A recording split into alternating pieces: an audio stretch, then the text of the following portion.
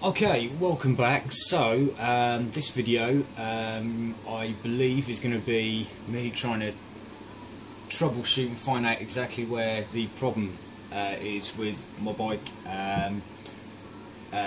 Sort of losing a cylinder, dropping down to one cylinder running, and then dying completely. It happened, just a quick recap, so Tuesday on the ride to work, bike just started bogging down, went onto one cylinder, then flared back up again after a few seconds, and then went for a bit longer. Then it happened again to the point where it then died completely. Pulled over to the side of the road, let it cool down for a bit, trying to figure out, having a look at all the usual things. I should say this has happened kind of very sporadically, a little tiny bit, not actually cutting out to the point of not being able to ride, but just dropping a cylinder and then suddenly flaring back up. That had happened like about a week previously, maybe 2 weeks previously, just for a little short blip during a very wet ride into work. So I kind of put that down as it just kind of flared back up. It was fine. I was like, oh, maybe it's just something to do with torrential downpour, and it never didn't happen again, obviously, until this point. Yeah, so I've gone off track. So yeah, so basically, yeah, something's happened and the bike has dropped down to one cylinder. So you had to have it recovered. Well, a friend's trailer. We've got the sump issue, which is a very unfortunate consequence of bringing it back on the trailer, which I could have done without, but I got it back. So there you go, these things happen. On the subject of that, a massive shout out to Greg, who is a Triumph man, an absolute legend. Always seems to have the parts that I've broken that I can get off him, and he is massively kindly helped me out here. Link to his videos are in the channel in the description. But he's helped me out hugely by sending saying he's going to send me a package of a sump that he's got, which saves me. At the moment I can't find one second hand, and they're 250 quid from Triumph, so that's saved my bacon massively, and I'll repay you a sump when I get hold of one, and a pickup coil and some gaskets as well. So I'm going to try the pickup coil, which is one of the possible little bit of bits that have gone a bit awry on the bike. So Greg, you're an absolute star, you're a legend. So yeah, I'm going to just kind of try and fumble my way through this. I'm not an electric-y man, so it is kind of, yeah, it's probably going to be painful to watch. But there we go.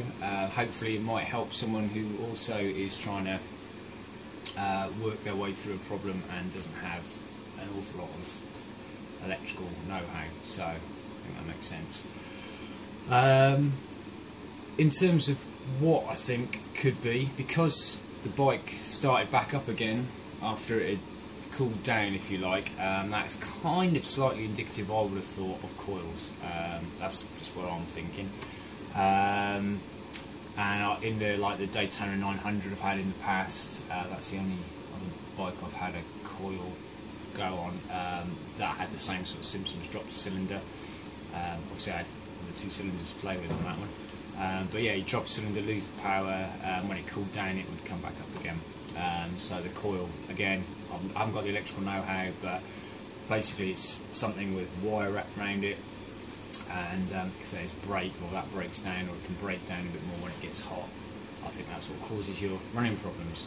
So yeah, so basically we're getting power, so we know it's not a power issue or anything like that, from the battery, so the bike will turn over fine. So we've got then, from that point, let's check the spark plugs, check they're okay, check that they're sparking, and we can do that by removing them, having them connected and earthed.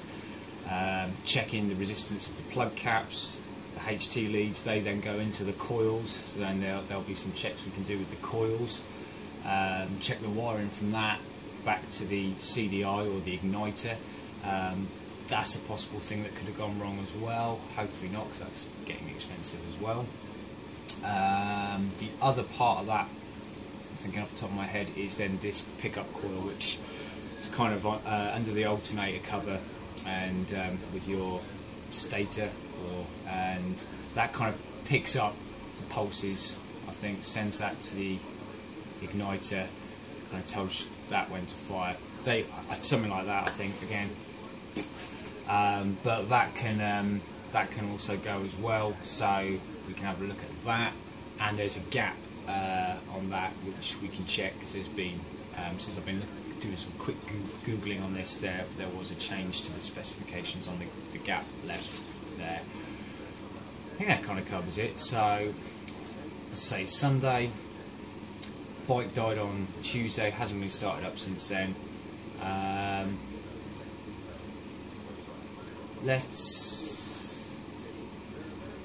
Before I drain the oil out of the sump, let's just see if we can get the bike started up and see what happens, see if it starts, see if it runs on both cylinders or one or whatever. So let's do that. I've hopefully got enough fuel in the carbs to see if it starts or turns over now.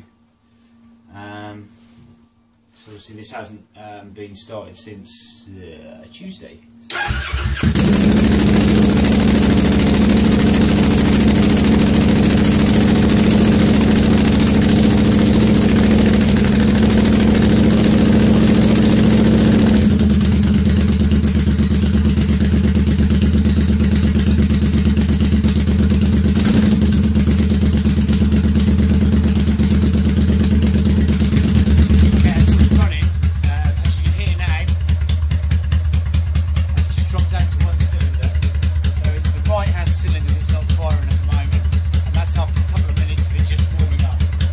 So as we heard, the bike was fired up after a few days just standing here, and then it dropped down to one cylinder and just ran on one cylinder after a few minutes. Whether that was as it warmed up, I know I've had like the old triples in the past, my old Daytona, when the coil went on that, it would be fine. When the bike heated up, then you'd get the coil breaking down. This is kind of, yeah, I'm not great at electric stuff. I should study the science a bit more, so it is going to be, for those that know, probably a bit of a painful muddle through, but we'll give it a go, because, you know, while there's chances are if anyone's watching this, maybe they're in the same sort of boat and don't have the full-on know-how. So what we're going to do, even though it started up, because it dropped down to one cylinder, I'm just going to see if we're getting a spark off each spark plug. Well, a little look at the spark plugs as well. So that's the first thing I'm going to do. Pull out the spark plugs, have them attached, earth them against the engine, and see if we're getting a spark. You know, that's the, you know, that would be a good place to start. So pull the plug caps, and we're going to be testing the resistance of the plug caps and up to the coil, but that'll be next.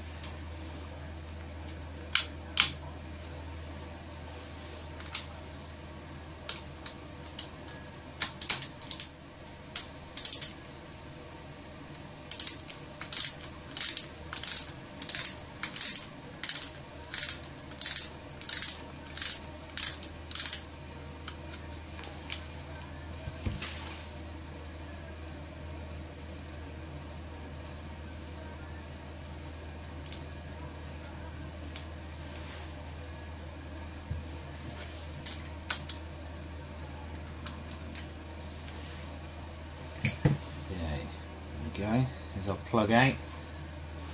Put it back in. Just go and get the keys, and then we'll see if we've got a spark. Right, it's back. There we go. Got my keys. So let's see if we can see a little spark happening. Yeah, I don't know if that picked up, but.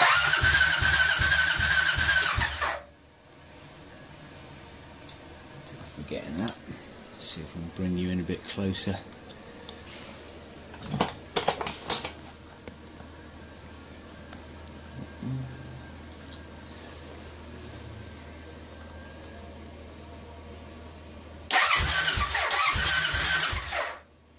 So you see, yeah, we're sparking that side. Let's have a look on to the side. Let's check the left hand side. I would expect this to be fine, because we've not had an issue with this side running, but there's it again. We're in the way.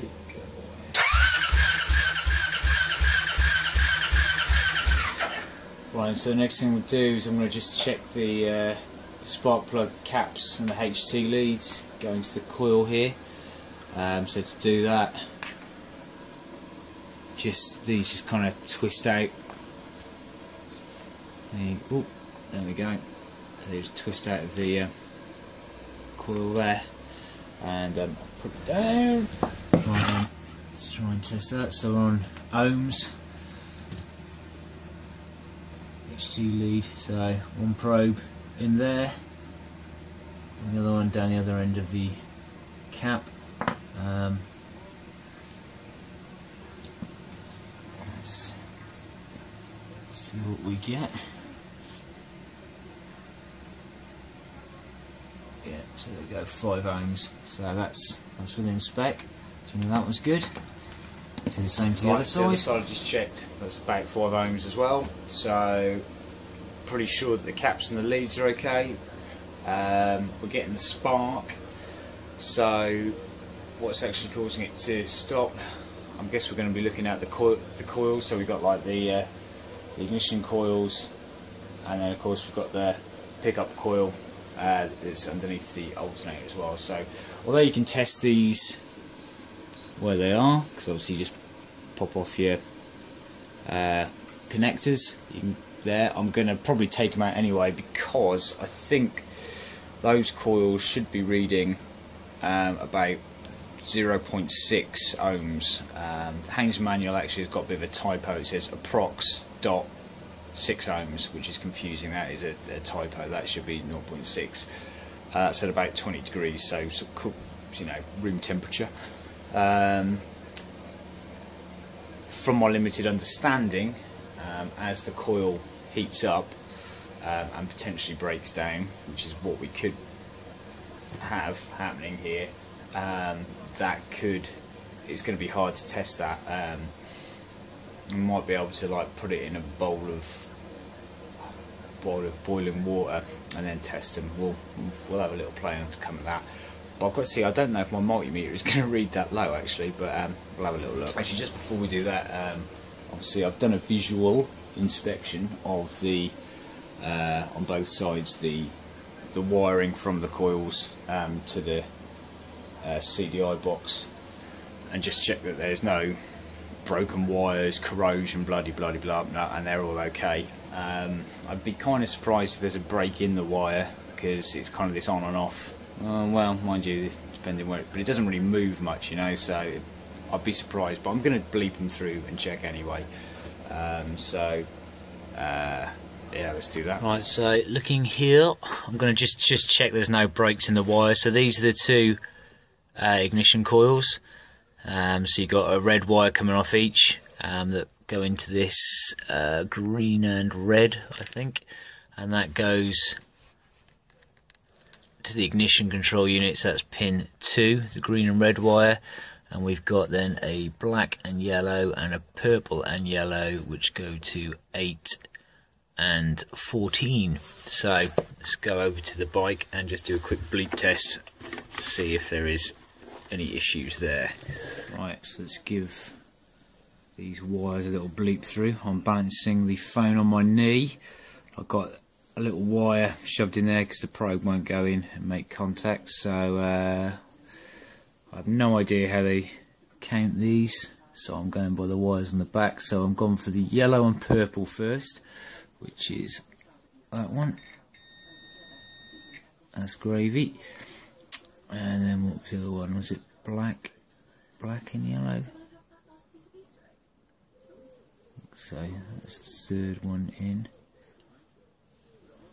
So that's going to be that one. What colour was it actually? Yellow. Oh, black and yellow, black and yellow.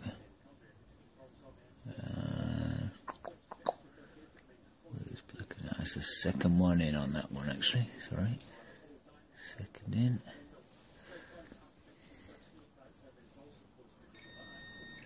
all good, and then the red wire goes to the green and red, which is that one. It's good. It's good, so we know all those wires are good. Right, so we're getting spark. Plugs are alright. HC leads, caps are okay. The wiring here is okay. Got to test the actual coils themselves yet. And the other element of is the pickup coil. So okay, so the other thing to check is the pickup coil. This one is quite well documented for being slightly prone to failure. There was also, I'm going to have this cover off anyway because the gap, I want to check the distance of the gap. There was a spec, but Triumph since released a bulletin to bring it down to the lower end of the spec, which was 0.8 of a millimetre gap, which seemed to improve coil issues that they were reported having. So I'm going to trace the wire back up here, which I've already done, and it's the red and black one. It's the other side. So doesn't actually list any specs, but from reading on Triumph Rat and whatnot, it seems to be around about the 600 ohms you're looking for resistance. So let's get the multimeter on it. Drop the cameras, I'm balancing it on my knees. So we're looking at 585 on there. So it's kind of not too bad really. So it's not what I thought I would have expected. And the other thing we do is the parcel has arrived from Greg. It's up over there. But he had sent a spare pickup coil for me to try, which is down here. Down here. And while I'm here, I might as well, with the multimeter around, see what we get reading wise of this one.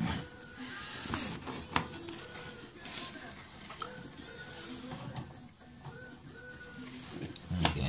That's what the pickup coil looks like. So it sits inside the alternator there, and that picked up as the alternator spinning round. But yeah, so the gap, you just slacken off these the two mounting screws that are here. We'll be able to move that. But yeah, let's see what we're getting.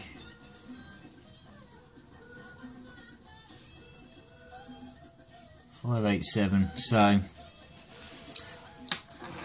interesting. Perhaps from what my limited knowledge is, it might not be the pickup coil actually faulty. Still interested to see what the gap is under the cover. So right, so we're going to get the alternator cover off now and measure the pickup coil underneath and see what the gap is. As I say, the actual pickup coil itself is measuring kind of what I would expect it to be measuring, so I don't think it's the actual coil. So, but as we're getting this far into this, we might as well have a little look, and it's nice to have a look underneath the covers.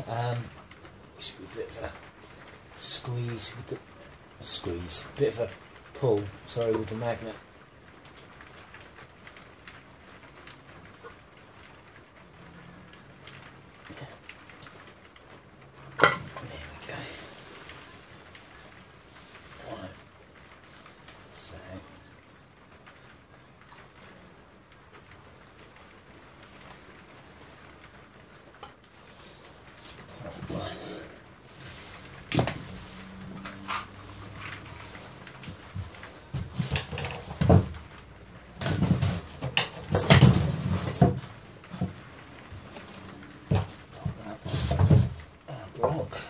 Strain. So this is the pickup coil here. This is going a bit closer. So there's our pickup coil. Focus, focus, focus. There we go, and that runs out there. And we've got all the way round the rotor here these little notch. Is it a notch or is that? No, it's more of an extrusion, isn't it? I don't know. These little projections here, and then you can see underneath there that little bit there. That's the distance we're measuring between those. So I need to put this down for a start. Actually, just pop you there for a second. And we want to get these projections just underneath it because it's.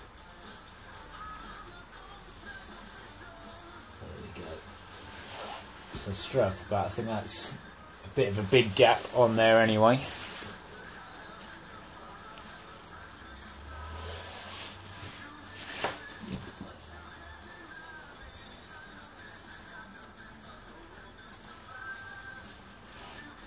So that's the. Yes, that's probably just over a mil gap there. So let's get it down to the 0.8 mil. So T30 torques.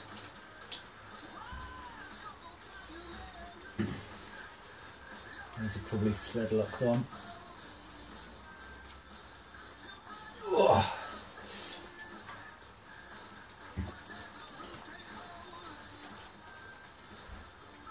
Right. Now you can move it up and down, but I'm going to put a drop of fresh thread lock on those anyway because I don't really want this moving again whilst it's in here. Let's take those out.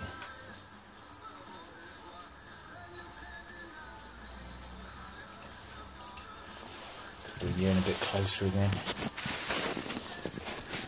so you can kind of see the holes are quite enlarged and slightly elongated, so you've got a bit of up and down movement. So let's find it. Where we go. 0.8 feeler gauge. I'll use that and get that set. Put a tiny bit of thread lock back on those.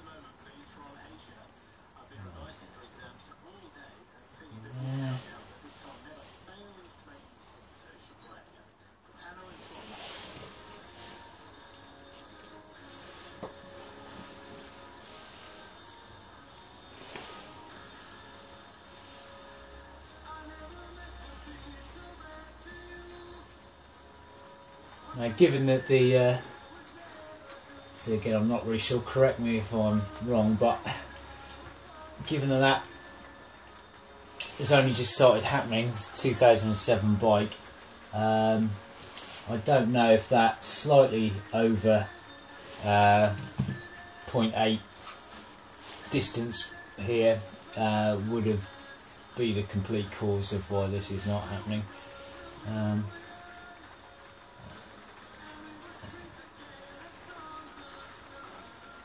There we go. So it's about a little bit of drag on there. Now these, I think, did I say it was 10 Newton meters? So I'm just going to get the torque wrench.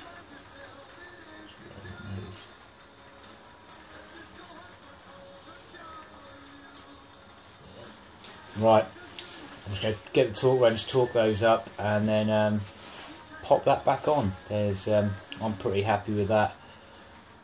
So I think we need to look at the ignition coils. Right. Perhaps. So I'm at work now, so I've got a better multimeter and stuff here.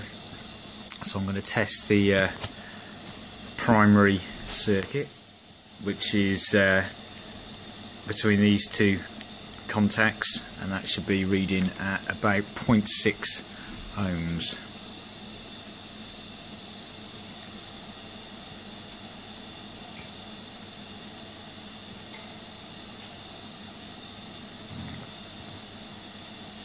.6.7, so that's pretty good. Try it again on this one as well.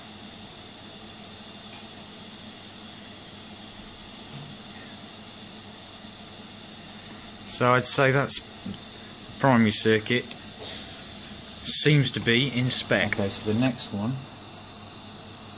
is the secondary winding resistance, which is going to be positive and negative on there. So that we have a positive from the positive point on here. It says the Sparkplug contact. So I'm guessing we're up there. There should be approximately 15. So it's probably a bit low, that. Okay.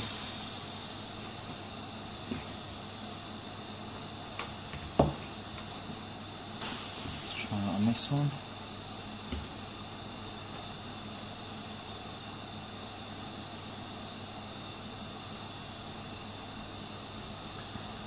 That one, we're getting nothing.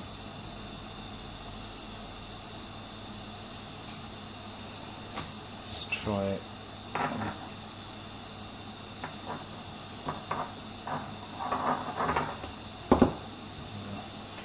Different H2 lead.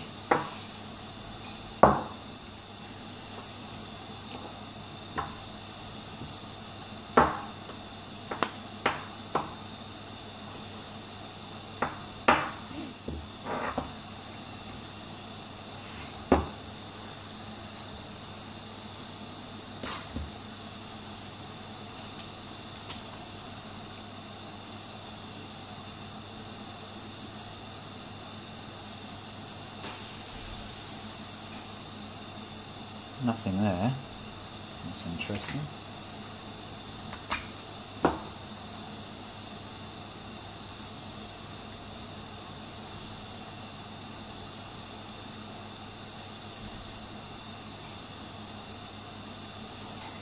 So perhaps we got an issue here. I don't know.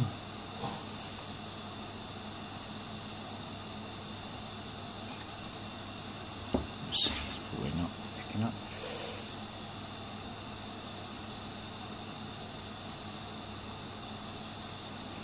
Yes, I'm literally getting nothing on that secondary winding. But the weird thing is that's the left-hand cylinder.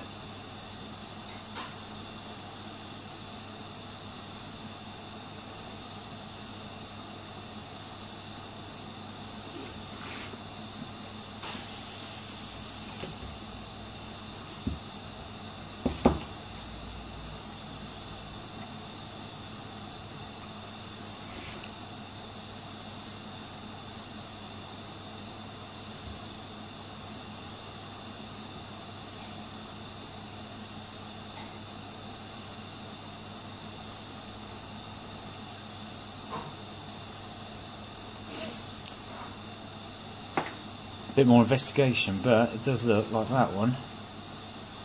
We might have a bit of an issue with that coil, possibly, but I don't know enough about them to say that for definite.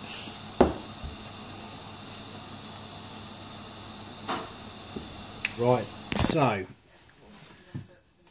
hopefully if I've chopped this video and recorded the bits and not lost anything, the last bit was me at work testing the coils, and it certainly seems to be out of the whole kind of ignition circuit, if you like. They seem to be the ones that aren't doing what it says on the tin, or should be. So it's kind of looking like it is replacement coils, and as soon as I finish filming that little bit, I thought I might as well order up some coils. So just before the bank holiday as well, which was a pain because I wanted to kind of get this fixed over the bank holiday. So that was one of the reasons I went with Triumph Twin Power.